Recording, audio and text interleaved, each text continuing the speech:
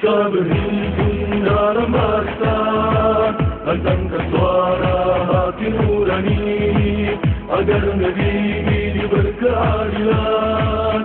Indonesia maju bukan hanya mimpi. Kita berhimpun dalam barisan, lantangkan suara hati nurani, agar negeri berkeadilan. Indonesia maju bukan hanya mimpi. Partai Keadilan Sejahtera maju terus tanpa terlena. Partai Keadilan Sejahtera maju terus tanpa terlena. Diberkati tinggi hanya Allah, bangun Indonesia penuh berkah. Diberkati tinggi hanya Allah, bangun Indonesia penuh berkah. Kita berhimpun dalam barisan, lantangkan suara hati nurani, lahirkan pemimpin adil sejati yang cinta rakyat dan negeri ini. Kita berhimpun dalam barisan, lantangkan suara hati nurani, lahirkan pemimpin adil sejati yang cinta rakyat dan negeri ini.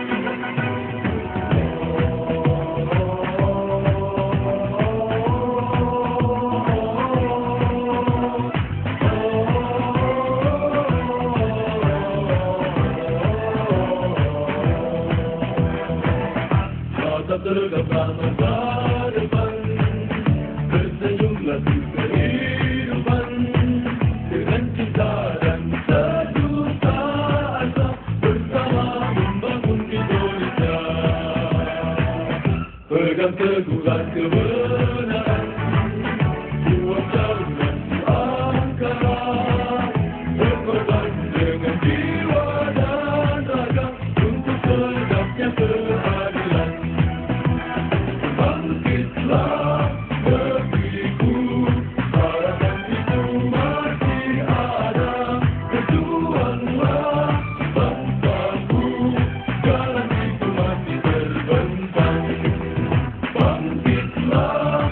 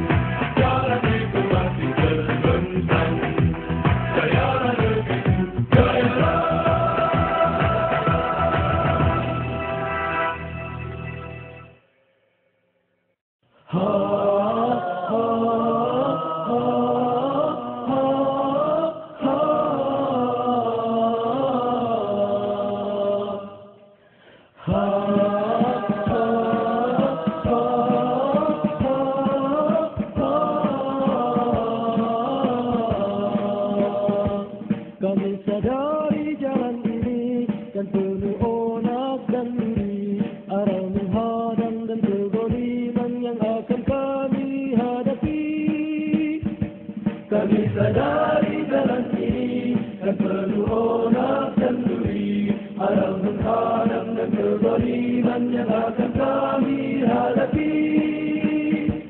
Kami relakan jiwa kerahkan dengan tekad di hati, jasad ini, darah ini, sepenuh ridho ilahi.